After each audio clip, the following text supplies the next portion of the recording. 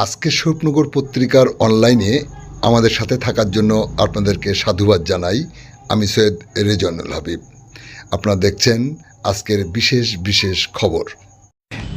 অভিযুক্ত দুই ব্যক্তিকে গ্রেপ্তার করে বসিরহাট মহকুমা আদালতে পাঠালো স্বপ্নগর থানার পুলিশ। আপনারা দেখছেন সেই বিশেষ মুহূর্তে ধারণকৃত ভিডিও চিত্র আজকের স্বপ্নগর পত্রিকার অনলাইনে। গতকাল রাত্রে পুলিশ অভিযান চালিয়ে তালালি সীমান্ত এলাকা থেকে এক ব্যক্তিকে গ্রেপ্তার করে। তার নামে গাঁজা পাচার করার অভিযোগ ছিল। ইতিপূর্বে সে গাঁজা নিয়ে যাওয়ার সময় বিএসএফের সন্ধান বুঝতে পেরে ওই গাঁজাসহ মোটর বাইক ফেলে পালিয়ে যায়। গোপন সংবাদের সূত্র ধরে 28শে ডিসেম্বর রাত্রে তারালি সীমান্ত এলাকা থেকে পুলিশ তাকে গ্রেপ্তার করে। ঘটনা তদন্তের সাথে 7 দিনের পুলিশি হেফাজতের আবেদন করে আজ সকালে ওই ব্যক্তিকে বসিরহাট মহকুমা আদালতে পাঠায়। পুলিশ সূত্রে জানা যায় তার নাম আসাদুল্লাহ মল্লিক, তার বাড়ি সীমান্তের তারালি গ্রামে। অন্যদিকে সরোজ মণ্ডল নামে এক অভিযুক্ত, যার নামে ডাকাতি মামলা রুজু ছিল, পুলিশ তাকে খুঁজছিল।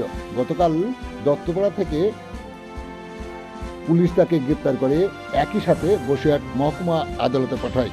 আপনারা দেখছেন সেই সময়ের বিশেষ মুহূর্তে ধারণকৃত ভিডিও চিত্র আজকের স্বপ্নগর পত্রিকার অনলাইনে।